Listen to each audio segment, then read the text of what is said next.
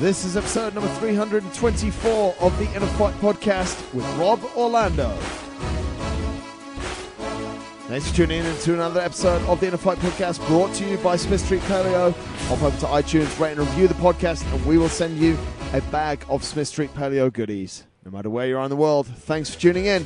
Let's jump right in. Welcome back to the show, folks, and this time joined, for those of you that have been around CrossFit for a while, will know this guy's name. This is Rob Orlando. Rob, all the way from the States, thanks for joining us. How's it going over there, mate? Doing really well, Marcus. Thanks for the invite, buddy. Mate, you're like, I think you're actually a fossil of CrossFit now. Do you have an official walking stick from CrossFit? Or I mean, you've been around for a long time is what I was supposed to say. Sorry. It's all good. I think when you do CrossFit for like more than a decade, you get a walker. So Mate, talk us through where it all started, because you're sort of one of the, what I call the OGs of CrossFit. You went to the games back in the day. So talk us through how you got into it and what it was like at the start. I think that's going to be super interesting. Yeah, for sure. I think that the genesis of it is actually very interesting. We've been doing more and more education lately. We have two affiliates that we operate, and at Hybrid Athletics we do a lot of talk about the history of it and where it started and what was so important about it back then, and trying to keep in touch with the things that made it so special for me back then. So if we rewind, about a decade, I was doing some personal training at the time, and I had a client that turned me on to CrossFit.com.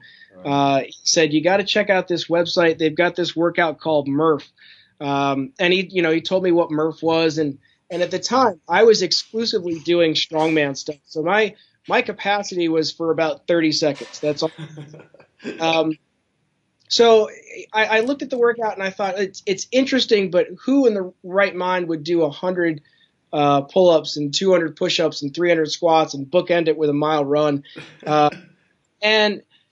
But what I did was to start paying attention to the CrossFit.com website, which at the time was really the portal that most people came in. Most people who were finding CrossFit, it would be a word of mouth thing. And then you would stumble into the website and you would start to see these workouts. And there was so much conversation. This is before Facebook and Twitter and Instagram and all social media outlets. So you had this a comment board where the people who were doing it were constantly chattering back and forth with everybody who was just finding it for the very first time. Right. So I stumbled into the website and I would cherry pick the heaviest workouts, and then I would post up my score, and on anything that would last more than about 3 or 4 minutes, I just wouldn't do it. But what I found over time was that I really enjoyed the feeling of doing a different type of workout, where my strongman was fun. It was interesting, but it was, from my perspective, it was a little bit limited in terms of what it was leaving me with. I was 230 pounds. I was really strong for about 45 seconds, and I was good at moving odd objects and barbell stuff, but that was about it. Right. So, you fast forward about a year of me cherry picking some heavier workouts, and it was the tail end of 2008. We had there was a girl who was working out in our gym, and she says, CrossFit's got this a regional they're holding in Albany in the beginning of 2009, and anybody who qualifies gets to go to the games. And this was an open regional where you could just sign up to go. You just rock up on the day, do you? Literally, I signed up. I didn't prepare for it. But I had gone through a transition period where I went from 230 pounds body weight to about 190 pounds. Right. I gravitated away from some of the strongman stuff, and CrossFit started to suck me in. And at 190 pounds, I just functioned a whole lot better. Right. So I go to regionals in Albany in 2009, and I placed 5th out of I think there was 50 or 60 guys. The top 5 guys got to go to Aromas to compete at the ranch. Wow. And it was who went that year? It was me, Matt Me, James Hobart, Scott Lewis, Dave Lipson, and there was one more guy. But that was way back at the ranch at 09, and at the ranch in 09, you're in between events, you're on a concrete floor in the middle of a dusty barn. It was cool. Now, having some perspective and like a decade behind you, it's very cool to look at where the sport's gone and how big it's gotten and how small it was when it started. What was it like that first regional, mate? Talk us through maybe the workouts. Like, was there a crowd, or was it just a few people hanging around? It was a small crowd, really, really small. So, and each regional, even back in 09 and 2010, the regionals were all independently programmed. So they weren't programmed by CrossFit headquarters. It wasn't like a standardized workout. So some people would qualify in the Northeast region, and you wouldn't qualify in SoCal because the workouts were totally different. Incredible. It was completely not standardized. Some of the workouts were run past Dave, but they weren't standardized worldwide. Wow. And that was the same for 2010 as well. They didn't standardize the workouts until 2011. Yeah. But yeah, you look at the growth over time. So in 09 at the regionals, I mean, maybe there were 500 or 600, maybe 700 people in a parking lot in Albany on a rickety old pull-up rig where one of the workouts was overhead squat and chest to bar pull-up, 21-15-9. And just to give you some perspective on that, it was considered heavy weight for the men at 155. And the pull-up bar was not bolted to the floor, and it was on an uneven pavement. So when you would go to do your chest to bar pull-up, the guy on the opposite side, if he pulled the bar would actually move about 8 inches. The whole rig would swing 8 inches. So, none of it was bolted to the ground. The whole thing was just all over the place. Wow. So, then you've moved to 2010, and it starts to become a little bit more refined, but the workouts were still independently programmed. And it's not until 11 where Rogue stepped in and they were running the regionals and the workouts were standardized that you start to see, like, you got an actual pull-up rig and everybody's doing the same workouts at the same time. But even in 2011, the Northeast regional was outdoors. Some heats had rain and other heats were in the blazing sun. Wow. And you'd go out and you'd grab a barbell and they'd be soaking wet in one heat, and 2 heats later, the sun's 90 degrees. What was going through your head at that time, mate? Was there any thought that CrossFit would grow to, it would be a serious sport, sort of like it is today with thousands and thousands of people? Or were you just like, this is just a bit of fun, it's pretty crazy, it's something different, and we're just enjoying it? I think a lot of it was just enjoyment. Not really interest, not that I wasn't interested in the growth, but what you could see is that there's a natural progression to the thing. Where if you look at the X Games started as like a closet. It's a bunch of guys getting together, riding BMX bikes and doing skateboards. And the X Games has grown into a huge event. And now some of those events are starting to make their way into the Olympics. Yeah. So I always looked at it like it was the very first days of a sport. Name any sport. So basketball, if you go back to, pro basketball, the athletes used to drive themselves to the games. Like it wasn't always, jet set flying around. There's a beginning to everything. And that CrossFit needed to go through that birthing period to get to where it is now. Yeah. But when you saw it like that, what did you think that were you running your businesses? Did you have a gym then? Or what was were you just still training people? Yeah. So, in the tail end of 07, going into 08, that's when I opened up my gym, and we weren't an affiliate right away. When the tail end of 07, early 08, I was so tired of personal training people one-on-one. And at the time I was going to people's houses, and I was so tired of that rat race of going from house to house to house and lugging my equipment with me, that I wanted one central place where my clients would come to me. Right. So when we first opened the gym, it was all a vehicle for me to do personal training in one spot. It had nothing to do with classes, and it had nothing to do with CrossFit. It was just a way for me to not drive 250 miles every single day.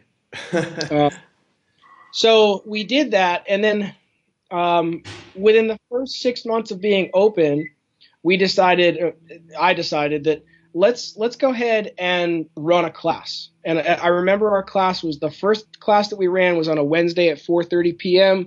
I think we had 6 or 7 people in it, and it was all experimentation. I really didn't know how to program for a class of people. I tried to be as creative as possible. And for the first 6 months that we were running classes, we had 3 or 4 classes a day, and every class did a different workout. So if you took the 5:30 a.m. class, you didn't do what the 9:30 a.m. did, and they didn't do what the 5:30 p.m. did. Everybody was doing something totally different, which made recording scores and trying to keep track of what everybody was doing, it was a complete disaster. But you look back and you think, again, like, I had to go through that process in order to refine it over time. Yeah. And so we weren't an affiliate until the very tail end of 08, going into early 09. Because what happened was, I got a hold of Tony Budding at CrossFit headquarters. He was part of the media department. And I emailed him out of the blue. He didn't know me from anyone. And I emailed him and I said, look, I've got this video. I did deadlifts and thrusters at 500, 250 pounds. I said, I've got this video, and, would you guys be interested in the content? He says, please send it. And if you've got others, send it along. So I had thousands of hours of different video footage of strength training and different CrossFit workouts that I had done. So I just started editing my own videos and sending it to Tony, and Tony would air it on CrossFit.com. Right. It was probably 6 months later, I got a phone call from Kathy Glassman, and she says, hey, look, we've been putting loads and loads of your videos up, and we all just kind of looked at each other and we realized that you're not an affiliate. Like, why don't you become an affiliate? And I said, well, I don't really know what's involved in that, and I don't want anybody to tell me what to do with my business. And she goes, good, because we won't. And I said, well, then let's go ahead and affiliate. So we've been an affiliate. I think we were one of the first couple hundred affiliates in the world. Maybe the top 200 or 300 affiliates in the world. We were 3rd or 4th in Connecticut. Wow. And we've been happily part of the CrossFit family since. And then, 8 years later, I finally had the balls to open up my second affiliate. So we opened up a second one in the very tail end of 2015. Wow, that's some journey, mate. But along the way, obviously, you'd been, or prior to sort of getting involved, as you said, you'd been training a lot in strongman, and you've become, you are the go-to man for strongman in CrossFit. A lot of the objects that we've seen at the CrossFit Games over sort of the last 10 years a lot of them have actually been designed by you. Talk us through a little bit about the strongman background, maybe even a bit of strongman training, and how you sort of developed that within CrossFit. Yeah, for sure. That was it was an interesting. Looking back, it's always interesting to see how things kind of came together. I did my level 1 in Utah, and Coach Glassman actually led my level 1, and it was Nicole Carroll, Chris Spieler, Todd Whitman, and Coach Glassman. So I was really fortunate to get in early enough to kind of catch him when he was still doing them. And at lunch break, I think it was day 1, during the lunch break, I went up to him and I was like, look, I drank the Kool-Aid. Like, I'm in. These are my people, but I'm like a strongman guy. How do I blend? And I think that there's value in these movements. I think there's value in trying to create trying to blur CrossFit programming with strongman movements. How do I do that? And he looked me square in the face and says, I have no idea. He said, if you figure it out, you let me know. And I took that up and said, well, then I guess it's up for me to figure it out. So what I did was to start blending 21-15-9 rep scheme with Atlas stones instead of with thrusters. And it was all trial and error to try to come up with a way to blend that new school version of programming, which was CrossFit, and meld it with strongman old school movements. And that was our catchphrase, revolutionizing old school. That's really what it is. We were just taking these old movements that were hundreds and hundreds of years old to lift stones, to lift logs, and then just mashing it up with 21-15-9. So you literally just substitute those objects, the barbell, or in, for example, a workout that you're referring to, maybe Fran or something like that, 21-15-9 thrusters and pull-ups. You just substitute the barbell for a stone. Yeah, literally just take one of those movements out and put an odd object in it and say, all right, well, does that work? Yeah, and through loads and loads of trial and error, you can find some stuff that makes really good sense. And then you find other stuff it's a complete shit show.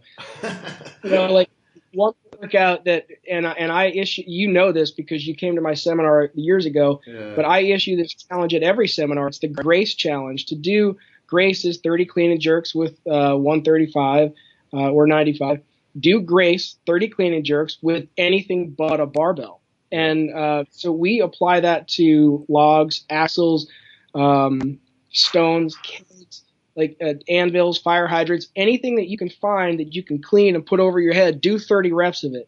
And then cycle back weeks later and test your barbell time. So we've it's a lot of experimentation trying to figure out what works and what doesn't work. And in the process, we came up with kind of the CrossFit Strongman model, which CrossFit and Coach Glassman were nice enough to give us a seminar. So we travel around the world now and we teach people how to do that stuff. So what's the crux of it, mate? What are the most you said you've had a lot of failures, but you've also had a lot of objects that have worked. What are the objects that you sort of feel have worked the best and that you teach the seminar around? Yeah, the seminar, it hinges around 6 different movements. So we start off with the tire and then the Atlas stone. So flipping tires it's incredible for me, having now, 10 years looking back. There are more and more gyms around the world that have tires, but most of them, the tires are way too light to really elicit the right stimulus. Right. So, what I think about in a tire flip workout is violent extension.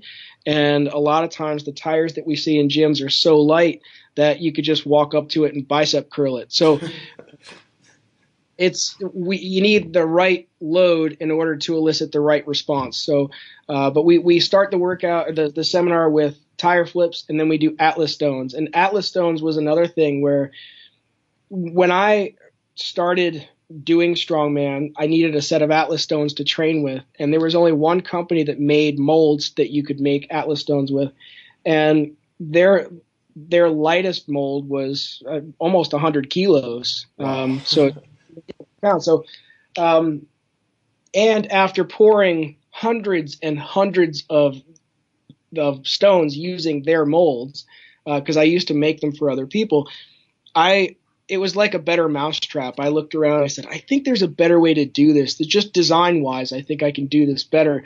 So I created the Hybrid Athletics stone molds. And those, they've become kind of a staple in the CrossFit community. But even bigger, we have stones that go from 35 pounds all the way up to 300 pounds. And one of the things that I realized was that the strongman movements were great. The problem was the equipment wasn't accessible. It wasn't affordable, and it was all too heavy for regular people to try. So we had to create a barrier to entry that was significantly lower when it came to cost and when it came to starting weight, so that more people could play the game. So that was a lot of the equipment that we've come up with, the farmer's handles, the axles, the logs, the yokes. That stuff was just born out of necessity that if we want more people doing these movements, we have to create equipment that regular people can use. Why would you, when I understand that you came from a strongman background, mate, but when you look at CrossFit, there's so many movements involved in it, and you're adding an extra layer of complexity, putting in stones and extra equipment. Why does that bring value when there's already so much going on anyway? I mean, it's a simple answer actually, because there are so many movements in CrossFit, but the learning curve on a lot of them is very long. Right. Where it's going to take you for an athlete to walk in the door and to do a movement as complex as a squat snatch or an overhead squat or a butterfly chest to bar pull up. Like, there's a learning curve there that's going to take a significant amount of time and a lot of focus and effort and energy on the client's behalf and the coach's behalf. Sure. Where the dividend on a tire flip is that I can teach it in about 5 minutes and you can do your first workout with it in 10 minutes. Wow. And to me, that return on investment, that's why these movements are so incredibly important, not only in the CrossFit landscape, but they should be important to anybody who's doing fitness at any level. These movements are easily learned, and you can instantly add intensity, and you can do it with efficiency. And those three things come together to make strongman movements. It's really our go-to.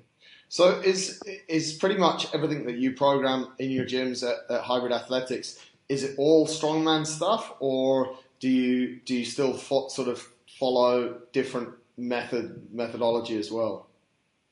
Honestly, we are a CrossFit gym, right. And we just let's say that your average CrossFit gym has 100 different toys in the toy box or movements to pick from. Yeah. We have a couple extras, and then the next question that we usually get is, well, how often do you program X, Y, and Z? How often do you program Atlas stones? Well, we program Atlas stones as often as we do handstand push-ups. Right. And it doesn't need to be more complicated than that. We don't overcomplicate it. We put movements in. We look in the toy box and say, what haven't we played with in a while? What rep scheme haven't we done in a while? What time domain haven't we done in a while? And we put together a workout. You've become quite sort of well known, mate, for doing just completely randomized things. One of your phrases is just lift heavy things all the time. Talk to us about not sort of following a structured program, because I don't know if you've changed, but when we last spoke, you weren't into that at all. Talk to us about your sort of approach to programming, and like what you just said there, we've got a big box of toys and we just have a look at what we haven't played with and we put it in. Talk to us about how you approach programming. Yeah, programming, got it. It's people have made something that is relatively simple. They've turned it into something that's far too complex, especially for a very simple guy like myself. I mean, I program at 8 o'clock at night for whatever we're going to do the next day as a gym. Still now? Still now. Wow. Still now. I did nothing but class workouts. So whatever was on the board is exactly what I did leading up to the games in 2016, and that put me in 11th place in the world. Wow. So I don't do any additional workouts. I don't do a strength program. I don't follow a squat cycle. I do class WODs. Whatever's on that board is what I'm going to do. And I do it the same day as everybody else so that I know how everybody else is feeling, and that allows me to program for all of the athletes in both gyms. Wow. And is it the same program that you put across both gyms? Yeah. And yep. You sit down every night, 8 o'clock, and just what do you therefore base it on then? Most of it is based on how I feel. So I will there's a natural ebb and a flow to the way we do things, where Sunday we're closed, and we're closed intentionally because I want to force people to take a day off. But the way that I program the week is, CrossFit used to program 3 days, or I think they still do, 3 days on, 1 day off. We do it a little bit differently, where I program for the person who wants to work out from Monday to Friday or even Monday through Saturday, be here every day. Right. And what we see is a huge percentage of our membership come every single day. So it gives me, I base our program the following day on how I feel today. And I won't know that until after I've done the workout. So I'm a cook who eats their own food. And I think one of the things that I look at in the programming universe these days is the box owner who's programming to 100 or 200 athletes and following someone else's program himself. And I think there's an inherent flaw somewhere in there that you've got this person who will dish up a workout that's good enough for you, but not for himself. Mm. And I look at that and I think, how did we get from very simple couplets and triplets, 21-15-9s? How did we get from there to where there's a gym close by one of my facilities that if you read what they write as their workout, it takes about 20 minutes to understand it. And it's parts A through Z with subsets 1 through 5 for each part. And I look at that and I think, what the fuck are you doing? And how could you possibly explain that at the whiteboard in a way that's going to make anyone understand what the hell you're talking about? Yeah. So I go up to the board and all of my members know that I am in a constant daily struggle to write as few words on the board as possible and come up with a good, effective workout. Yeah. It's like a daily struggle of mine. How do I put this on the board so that it takes up 3 lines and it's absolutely devastating? I think that's a really interesting way to look at it, mate. And I mean, fast forwarding now, we've seen a lot of added complexities, like you just mentioned, over the last 3 or 4 years. But I think what we've just seen released for regionals this year has really hammered home the point that CrossFit is pretty much about working out as fast as you can using, like you said, couplets, triplets, 21-15-9, and doing stuff like any one of the workouts of regionals is a typical workout that we'd see on CrossFit.com or just in a very simple, or what we'd consider a very simple class environment, isn't it? Yeah, the work. That's why I loved it. I looked at the regionals and I thought, and for that matter, the open and the masters qualifier workouts, there was nothing complicated about it. They weren't hard to understand. It wasn't, and every one of them had they were all unbelievably effective. They did their job. They weeded out the people that had the most capacity, and those people have found their way just kind of slowly moving forward. Yeah. What's your thoughts then on people sort of that are making CrossFit, I wouldn't say a profession, because I don't think unless you're in the top 5, unless you're Matt Fraser or Rich Froning, you're not really making a good living out of it. But people that are sort of dedicating an enormous amount of time, they train maybe 5 to 6 hours a day in the hope that they'll make it to regionals or the games. So they are the people that are maybe going a little bit more scientific, complex, and having that A to Z and parts 1 to 5 that just can't really be explained. What's your thoughts on that approach? I mean, I think it works for some. It works for an unbelievably small percentage of the population that are going to use CrossFit as an athletic endeavor. Yeah. But it has almost no bearing or relevance on 99.9% of the people in the world who need CrossFit as an exercise program. Right. And those two things are worlds apart. That the athletic endeavor is they're looking for the best of the best of the best to rise to the top. They're not looking for the most average, right? That's not something that they're looking for. So, but I look at if I've got 200 people who walk in my door every day, there might be, and I mean might is a huge stretch, there might be one that might on a great weekend be able to make it to regionals. Right. The likelihood of making it to the games is so slim that I just don't know that following that unbelievably complex program, I don't think that it pays the dividends that just a fitness program. Like, you want to go do competitions, go do local competitions. Matt Fraser did a couple local competitions before he jumped into the CrossFit Games, and he absolutely smashed everyone at those competitions. right? And then he was like, well, all right, this guy just smoked a bunch of top level competitors at the Northeast. Like, he is legit. But he walked into CrossFit on his first day just like that. Yeah. Right? He got better and better at the movements, but he walked in already that special. Yeah. So I look at what a lot of people are doing these days, and they're making it far more complicated than it needs to be. And in the process, they strip away a lot of the fun factor. Yeah. Yeah. Like, I love to work out because it's fun, and I do it with my friends. And at the end of the workout, we high five and we butt slap and we have a beer. Yeah. It's like, to me, that's what this is about. This is not, I've competed at the games, but it's not really an athletic endeavor for me. Yeah. Do you think that it's only going to get worse, or do you think that people are going to get a realization that actually most class programs around the world are very good for getting people to local competitions, and that's really their limit? Or do you think people are always going to have those aspirations, or I think I'm good enough to go to regionals if I follow this program and train 4 hours a day? I think at a certain point, kids realize that they're probably not going to play pro baseball. Yeah. Like, there's right now, it still looks approachable. Right. It's still small enough that it feels like, I can do kipping pull-ups. I should be able to make it to regionals.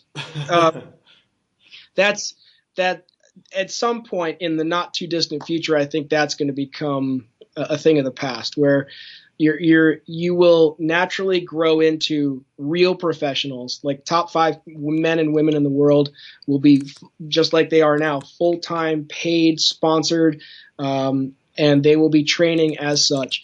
But I think at some point the sport will get big enough that it's going to put a lot of people, it'll just put them back in their role. Just be part of the community, be a positive part of the community, go out and do local competitions, but don't be delusional and think that you can compete with the best of the best, because the likelihood is almost zero. Absolutely. Mate, you mentioned something really cool there. You obviously made it back to the games in 2016 in the Masters category. You're now incredibly old, as we said at the start of the show. So are you. I'm not quite as old as you, but I'm getting there. Mate, talk us through that again. How you prepared for that was just doing the class workout in your gym day in, day out. Is that right? That is exactly right. I did the class workout with the class. I would pick one class that I would kind of jump in and do the workout with. That was all I did. There was no extra preparation. I started that when I opened up the Bridgeport location in the fall of 2015. Mm-hmm. I started doing all the class workouts with the classes. And I thought, and I had no intention of trying to go back to the games. I signed up for the Open in 2016 the night before the Open announcement came out, because it's like, well, this will be good for the gym. Like, it'll build some community. We only had a handful of members at the time. I said, I've got nothing to lose. So I did the Open, struggled through the Open, but again, I never really looked at the leaderboard. I wasn't interested in the outcome. I just thought this is a good thing to do for the handful of members that we had. I qualified in 68th position in the Open. And I didn't realize that your Open ranking came with you into the next stage. But even at that point, I still wasn't thinking like, oh, I want to try to get back to the games. That it wasn't even in my mind. It was just, these are the workouts that are coming out. Let me do the workouts. I did a couple of the workouts with a pretty decent hangover. But I found myself in a position where the qualifier workouts suited me pretty well. And then they threw me a bone with a 1 rep max deadlift. Yeah, I was gonna say. And yeah, I mean that was thank you to HQ. But I found myself in a position where I qualified dead last, so I was 20th to go to the games, and they took the top 20. So, wow. And then now that I qualified for the games, I'm like, well, now I should start to pay attention to my nutrition. So I started to I consulted with a nutrition company. That was the extent of my specialized programming. I out to a company called MetPro, and they helped me with my eating because I just wasn't eating enough. I was training all the classes, I was doing the workouts, but I needed to fuel myself better. So they helped me put myself in a position to recover faster. And then I went out to the games, and I had the single best competitive weekend of my life. Or we actually compete Tuesday, Wednesday, Thursday, but I had the best experience of my competitive career because it was so stress free. Yeah. Like absolutely, I didn't care if I came in first or 20th. It really, genuinely, truly didn't matter. I went out, I had fun. I never really looked at the leaderboard. I recovered quickly. I enjoyed the workouts. It was just like class workouts where it was high fives and butt slaps and just enjoy the ride. Wow. And this year was a little bit different. I had a little bit more self-induced pressure where I really wanted to try to get back. And it just seemed like week after week, the workouts were not wheelhouse workouts for me. And it was really this year more than any other. Man, I struggled mentally and physically and emotionally to get through the week. So what will you obviously haven't made it back this year. What's your plan now? How old are you now? I'm 42. So what's your plan now? You're in the middle of that age category for next year. Do you just continue to do class workouts, work as hard as you can, and hope you go again? Do you want to go to the games again, or how do you feel about it all? I'm going to continue to do class workouts because it's fun, and because I'm the guy who's, again, I'm a cook who eats the food. I love these workouts. I put stuff on the board that it's challenging for me and for everybody else. I'm going to continue to do the class workouts.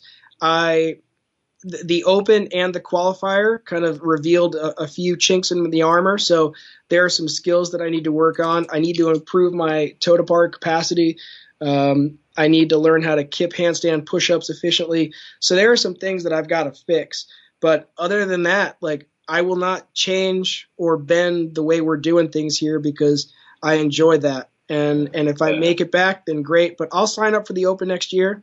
But I'm not there. It'll probably be a more stress-free environment because there's less pressure. Mate, you're still involved in CrossFit heavily. You're going to be commentating at regionals this year. I think you did a little bit of that last year, but I know you were scouting around for some information off Phil in the last few days.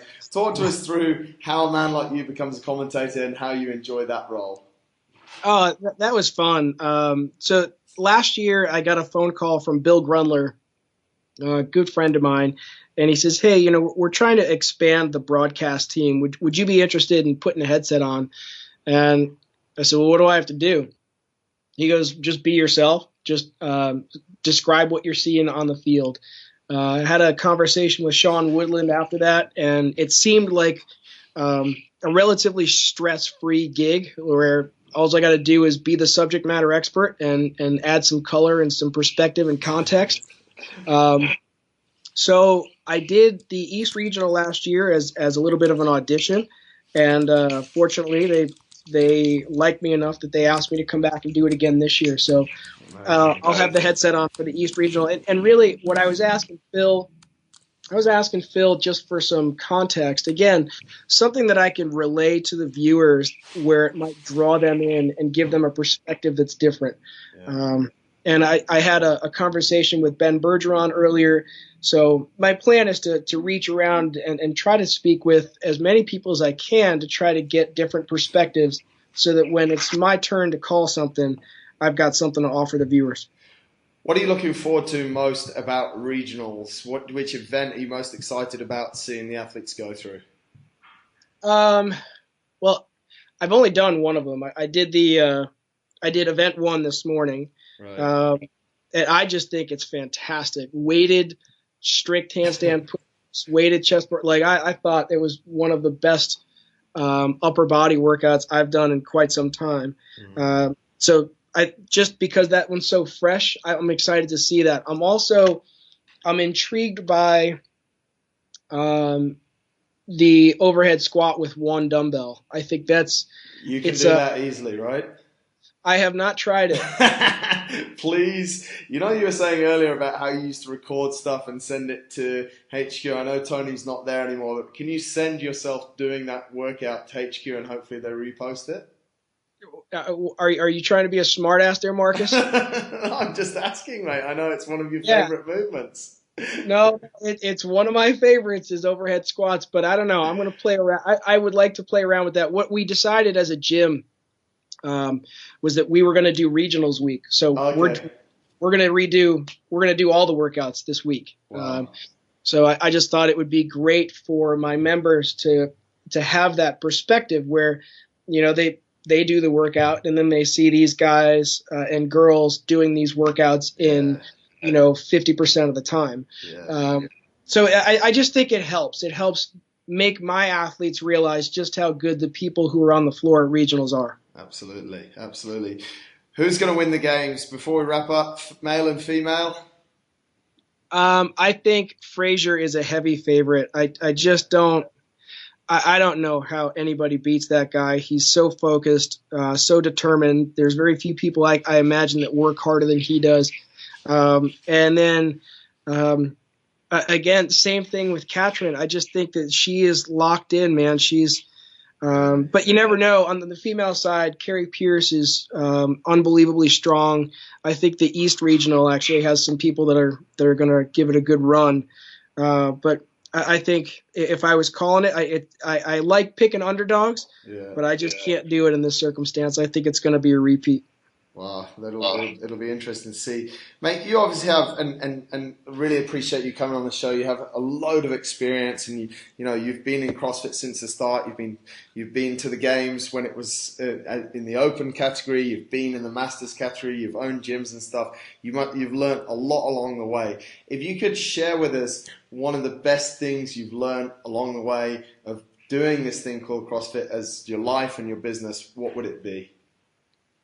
Wow, great question. Honestly, I've had this conversation with a few people at the seminars over the years, and it's usually by the one guy in the crowd that has his notebook filled with all his stats from every lift he's ever done, and I've asked people like that. Those are the same guys that they snatch every single day because they want to make a quarter kilo improvement over the next 6 months. Meanwhile, I've improved my deadlift by 40 pounds. But so what I asked, I remember this one guy in Spain. I asked him, I said, when was the last time you enjoyed one of your workouts? Yeah. And he stood there with a stone face, and there's like a long pause. And I said, your silence gives it all away, that you don't enjoy what you're doing. And I was like, the likelihood that you'll continue to do this long term is almost zero if that's the case. For me, like, it all comes down to enjoying what we're doing. Yeah. I love working out with class. I absolutely love it. I coach a couple classes a day, and we have a very light atmosphere. We don't keep track of scores. We don't have a leaderboard. There's no Wodify. It's a place where people come in, we do it, and then we support one another. To me, I think the whole thing is just driven by fun. Yeah, I think you're right. I think it's come to a stage where people are super serious and really they don't get fun out of it. And if you're working a 9 to 5, that 1 hour of a day in the class should be a lot of fun with your mates and just enjoying it, shouldn't it? That's exactly right. I don't want this to be another hour of work for the people who come here. I want this to be, and we have people who've come to me and said, hey, can I do my own programming? And hey, can I work in open hours and do snatching? And I shut people down and tell them no. Yeah. I'm like, if you want to do that, you can find another place to work out. But like, we do our work out here together, and you're not better than anybody here. So don't think that you're going to do your own customized program off in the corner. That's just not. I can imagine you say it a lot more colorful than that as well. I'm trying to keep it PG.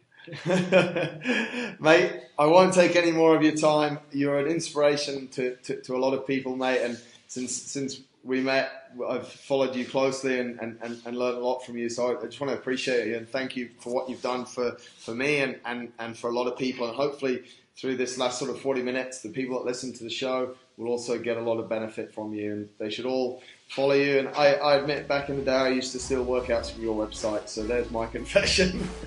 Well, I'm sure you still do. It's okay. It's okay. Mate, thank you so much for your time and for all the cool chat. We really appreciate you. My pleasure, Marcus. It was great talking to you, buddy. Cheers, mate. Thanks a lot for tuning into this episode of the podcast, folks. I do hope you've enjoyed it. And a big shout out to Rob. Super cool. Go check him out. Hybrid Athletics. That's where you will find him. If you've got any questions for us, drop us an email, winning@innerfight.com. We'd love to hear from you. Until next time, take care. We'd love to hear from you. Until next time, take care. We'd love to hear from you. Until next time, take care. We'd love to hear from you. Until next time, take care. We'd love to hear from you. Until next time, take care. We'd love to hear from you.